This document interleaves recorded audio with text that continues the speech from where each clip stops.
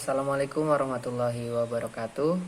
Perkenalkan, nama saya Tiga Risha Prasta dengan NIM 61016190074 dari Akademi Telkom Jakarta 18 Tel 3. Pada kesempatan kali ini, dalam rangka mengerjakan proyek UAS mata kuliah KWU, kami akan mempresentasikan mengenai BMC atau Business Model Canvas dari kelompok usaha kami. Yang pertama, kami perkenalkan teman-teman kami, yaitu ada Dani Aldo Farezi, NIM 61016190104, Yoga Pambudi Alfiansyah 61016190085, Kunto Wicaksono Wibowo 61016190087, dan M Muhammad Abdul Ijlal 61014190075.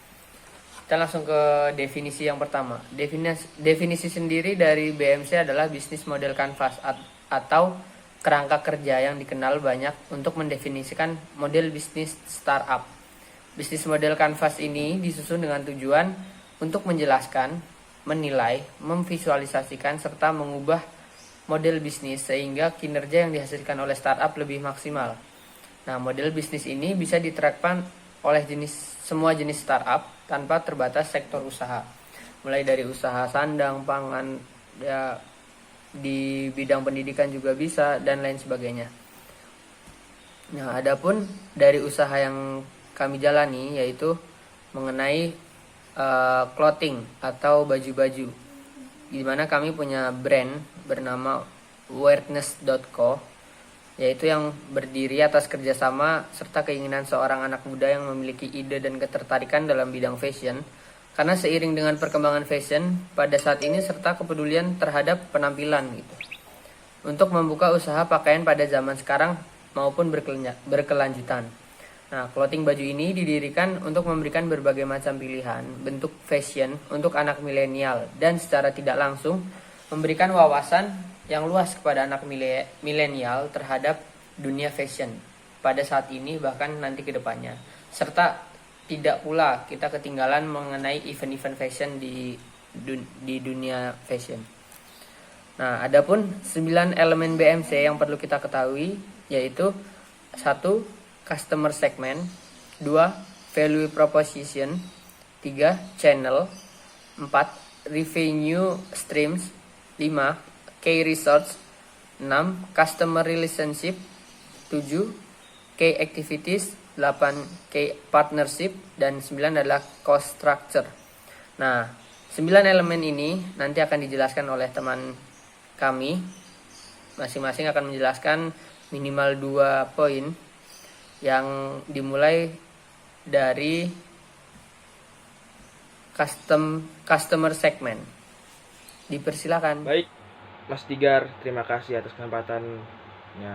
Sebelumnya saya memperkenalkan nama saya Yoga Pambudi Alfiansyah dengan NIM 610190085 akan menjelaskan tentang customer segment. Elemen pertama yang harus kita miliki dalam memulai bisnis model canvas ini adalah menentukan segmen pelanggan mana saja yang akan kita tuju dalam bisnis. 2. Dalam bisnis ini customer segment kami adalah pelajar, remaja, dan mahasiswa. Value proposition ini adalah sekat yang merupakan keunggulan produk. Apa saja sesungguhnya poin-poin yang dapat mendatangkan manfaat yang ditawarkan perusahaan bagi customer segment lainnya? 1. Value proposition yang kami miliki adalah desain menarik, bahan kaos yang adem atau bagus, nyaman digunakan, harga terjangkau. Desain menarik itu dapat dijabarkan sebagai mengikuti tren. Channel atau saluran adalah bagaimana Anda bisa menyampaikan produk Anda sampai hingga kepada konsumen. Adapun channel kami yaitu melalui sosial media, website, ataupun marketplace. Sosial media dapat digunakan sebaik-baiknya untuk mempromosikan produk kita. Revenue stream merupakan bagian yang paling vital di mana organisasi memperoleh pendapatan dari pelanggan. Kami akan memperoleh pendapatan dari konsumen akhir seperti reseller atau dropship dan toko ataupun distro. Baik, Saudara Ijal, dilanjutkan materinya. Assalamualaikum warahmatullahi wabarakatuh. Nama saya Muhammad Abdul Ijlal dengan NIM 61014191075. Di sini saya akan menjelaskan pada bagian key resource atau sumber daya. Key resource merupakan sekat dalam bisnis modal kanvas yang berisikan 4 unsur. Yang pertama, intelektual, yaitu mempunyai ide-ide dalam ketertarikan dalam bidang fashion. Karena seiring perkembangan fashion pada saat ini, serta kepedulian terhadap penampilan, agar diterima dengan masyarakat, terutama pada generasi muda milenial. Lalu ada branding atau juga disebut dengan merek, adalah nama, istilah, desain, simbol, atau karakteristik lainnya dari sebuah produk atau jasa yang membedakannya dari yang lain.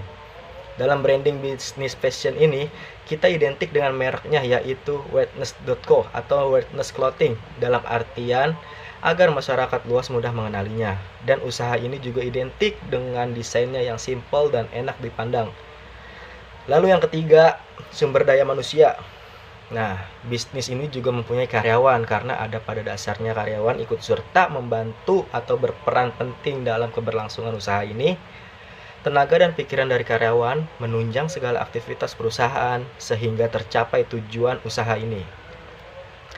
Dan yang terakhir adalah finansial atau modal, yaitu berupa modal untuk menjalankan usaha bisnis ini. Sumber modal usaha ini pun bisa dari investasi yang artinya memberikan produk jasa untuk proses produksi dalam jangka waktu lama dan terdiri atas alat-alat produksi yang tahan dalam jangka waktu yang lama. Perkenalkan, nama saya Kunto Wicaksono Wibowo dengan NIM 6101987. Di sini saya akan menjelaskan tentang customer relationship dan key activities. Nah, customer relationship atau hubungan konsumen adalah di mana kami menjalin hubungan baik dengan pelanggan dengan cara memberikan diskon dan memberikan promo-promo yang menarik untuk pelanggan. Lalu, membuat packing yang bagus dan menarik agar tidak mengecewakan pelanggan, serta melakukan inovasi mengikuti tren pakaian yang sedang berkembang di pasaran. Nah, selanjutnya ada key activities atau kegiatan yang sedang dijalankan. Kegiatan yang sedang dijalankan kelompok kami adalah aktivitas membeli bahan baku untuk baju, aktivitas produksi, aktivitas promosi, dan yang terakhir adalah aktivitas penjualan kepada konsumen. Poin selanjutnya akan dijelaskan oleh Bismillahirrahmanirrahim. Di sini saya akan menjelaskan key partnership. Elemen ini berfungsi untuk perorganisasian, aliran suatu barang atau layanan lainnya. Posisi-posisi partner kunci tersebut bermanfaat untuk efisiensi dan efektivitas dari key activities yang telah dibuat. Dan yang merupakan key partnership kami yaitu penjahit, tukang sablon, ekspedisi logistik, dan supplier bahan baku. Di sini pun saya akan menjelaskan juga tentang cost structure. Elemen terakhir yang tak kalah pentingnya dengan kedelapan elemen lainnya adalah struktur pembiayaan bisnis. Mengelola biaya secara efisien akan membuat bisnis menjadi lebih hemat dan bisa meminimalkan resiko kerugian. Hal ini juga dapat menentukan proposisi nilai yang tepat untuk pelanggan. Yang perlu diperhatikan adalah biaya modal investasi, biaya modal produksi, dan biaya tetap. Sekian proposal dari kelompok kami, kurang lebihnya mohon maaf. Wassalamualaikum warahmatullahi wabarakatuh.